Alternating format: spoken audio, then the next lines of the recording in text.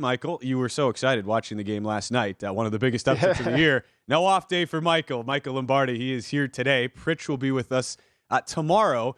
And in a week where we already had one insane result with that Vikings-Bills finish Sunday, Michael, what did you make of the 11-point outright upset in Philadelphia last night with the Washington Commanders getting the job done?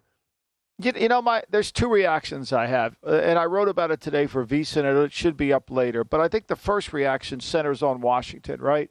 So if you're Washington, Taylor Heinicke isn't as talented as Carson Wentz. He doesn't throw the ball as far. He doesn't run as fast, and he's certainly not big as Carson Wentz is. But he's got leadership skills, and what he does for that football team is they believe in him, and there's faith in that huddle, even though he has some really bad plays at times, and he frustrates you.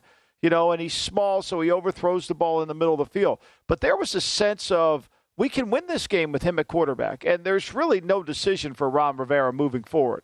Heinicke's their best quarterback right now. Let him keep going. That was pretty clear last night, where he was able to convert a lot of third downs. They were able to make critical plays. They took the points when they had to take them. They got the fourth down when they had to. So I thought it was really one of their best performances. And it also shows that you can win games by controlling the game with your offense. Remember, I always believe this. You play better defense when you play less defense. Well, you played 19 minutes of defense yesterday. That helped. Philadelphia needed this. Philadelphia needed this more than anything. They needed cold water thrown on the party that's going on, because you don't want to go undefeated. If you have a chance, Ben, I would urge you to read the book 13-0. The 17-0, it's about the Miami Dolphins Super Bowl season, where they were able to win the Super Bowl 14-0, and then they win the playoff games, and they have an undefeated season. So I think that it's so hard to do that, right? It's so difficult to be undefeated and have that pressure constantly on you, that this was a game where Philly did something that they hadn't done all year, which was turn the ball over 4 times. Going into the game, they had 3 turnovers for the entire season. And I thought, this is great for them, and I thought their head coach's reaction after the game, as the Philadelphia media is trying to blame the officials for the loss, the coach took accountability and said, no, we didn't play good enough to win the game. Forget the officials. Right. Marshall John Fisher, the author of that outstanding 17-0, I think it's not 0, it's O, like O-H. Oh, O-H, yes, it sure is. Good call. You must have read it, or you read my column. I always read your column, Michael, when I get ready for the show. But yes, that's on my list. I have not read it. Not read it yet. I'm making my way through though. One book a month. That's the goal here. But for you mentioned on the Philadelphia side, I want to stick there first. Circle back to Washington. This was a team that had not trailed in the second half all season, and we were really waiting to see. Okay, when Philadelphia ran into a little bit of in-game adversity, how would they handle it? And as you point out, 4 turnovers, more than they had the entire season. Even in a game where the yards per play, they were clearly superior to Washington, but could not get the Commanders off the field with the 12 third down conversions given up. The thing I came out of that game wondering, Michael, was what Washington did offensively. Is that a legitimate blueprint to beat Philadelphia going forward, where it really looked like Washington's whole goal was just, let's get to 3rd and 3 or short and just figure it out from there? Or is converting 12 out of 21 third downs not really a sustainable plan of attack going forward against a Philadelphia team that, for the most part, has been very good in those situations until last night? Well, I think it's concerning if you're Philly, because that's San Francisco's game plan. I mean, that's what San Francisco does to a T, right? That's what Dallas wants to do, right? And so they got into a double sync look, which is basically the old Buddy Ryan defense, where you cover up the guards and you cover up the center. And you have 2 ends on the edge of the line. Now, sometimes you rush 4, sometimes you drop one of those ends, sometimes you don't. But they're off tackle. The C gaps in that defense is where you must attack.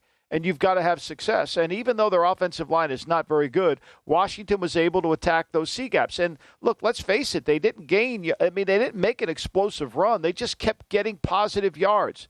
They didn't get called for holding. They didn't get called for false starts. They were able to kind of manipulate their way down the field. And look, the Eagle defense, when you break it down, I mean, when you watch it, I believe it was 4 first downs by penalties in the game. And when you do that, they had 7 penalties for 75 yards, 4 first downs allowed by penalty. I mean, that's a huge factor. That's a huge factor when you get that done. So, yeah, I think this is a blueprint. But I think the best part for Philly is is they know what teams are going to want to do.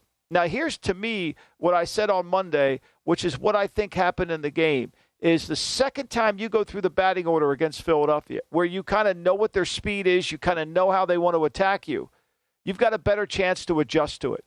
And you can come out of it with a better game plan. Now, I think that's what other teams are going to do. They're going to say, hey, look, we got to take away the inside run. We got to set the edge with our linebackers.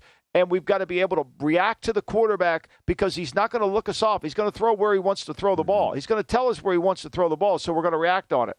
And I think that was what Washington tried to do as well as they could. I'm not blaming the loss on Hurts at all. I thought Hurts was fine, but they didn't make an explosive play in the game. Other than the 50-yard play, they did not have an explosive play. The longest play Philadelphia offense had in the game was 16 yards.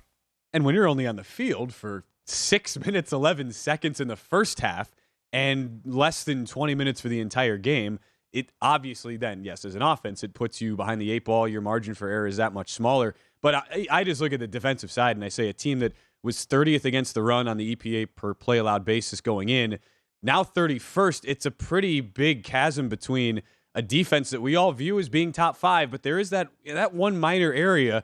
And I don't know if, I would have said minor before because it hadn't really been exposed, Michael, in any of the first 8 games the Eagles played. You have to think that's got to be the concern now going forward, especially now that the book is out and Washington showed what they could do to exploit that. And you think about, we look at the schedule here, the teams that Philadelphia plays, and you look at the Colts this week where they are a large favorite on the road, but the Packers against Dallas proved that by running the football effectively, they were able to pull a big upset win. We know what Tennessee's strength is running the ball. Same thing can be said for the Giants, for the Bears. Cowboys, you could make that same claim. And as you mentioned, that's also going to be the second time they'll have faced the Cowboys in that Week 16 spot. So really outside of the Colts this week, who prior to their win against the Raiders had zero ability to block anybody, everybody left on the schedule, Michael, is pretty much a run-first ball control type team, wouldn't you say? I would agree. And look, let's not forget, I know the Colts, but they beat the Chiefs. People forget that they beat the Chiefs. The Colts are not exactly the worst team in football. They were poorly coached. Their offensive line wasn't playing very well. I don't think Saturday had a lot to do with that win on Sunday, even though people want to give them credit for it. But the reality is they protected Ryan. He was finally healthy, and they made enough plays. I think a lot of it was the Raiders didn't make a play at the end of the game more than the Indy was so good. That being said, obviously they were 7.0 yards per play. But let's go back. I think Philly, when you look at it, going back to the Arizona game, which was a close game, right? The Arizona was able to run the football. Dallas, with Cooper Rush at quarterback, ran for 134. Pittsburgh out of the game, so that didn't really count, even though they ran for 144.